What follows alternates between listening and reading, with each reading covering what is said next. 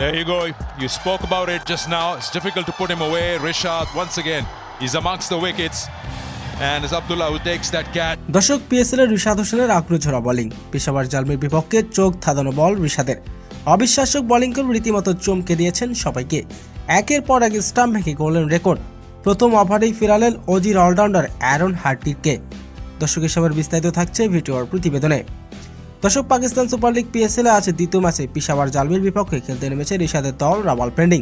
শুরুতে আগে ব্যাটিং করার সিদ্ধান্ত নেন রিশাদের দল। তার আগে ব্যাটিং করতে নেমে নির্ধারিত 20 ওভার শেষে 215 রানের বড় লক্ষ্য দাঁড় করে রাওয়ালপিন্ডি। সেই লক্ষ্যে তারা করতে নেমে শুরু থেকেই দুর্দান্ত খেলতে থাকেন পেশাওয়ার জালমির ব্যাটাররা। শুরু থেকে তেমন একটা সুবিধা করতে পারেন রাওয়ালপিন্ডির বোলাররা।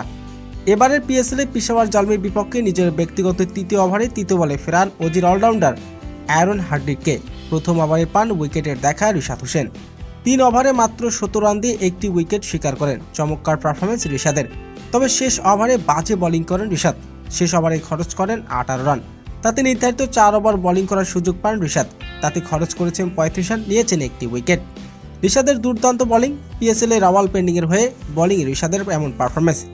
তবে রিশাদের এমন দুর্দান্ত বোলিংয়ে এদিন জয়ের দেখা পাননি তার দল।